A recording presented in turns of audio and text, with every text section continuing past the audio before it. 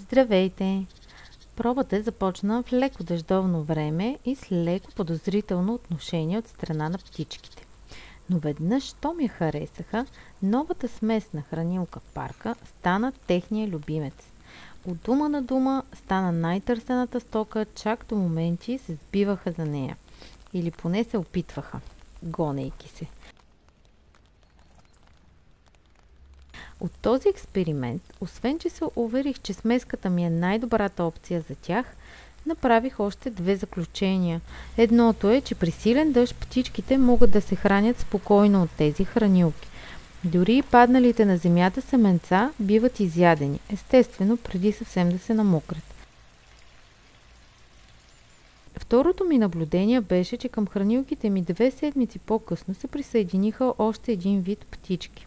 Явно са от по-срамежливите и им трябваше повече време да разберат за новия тренд в двора ни.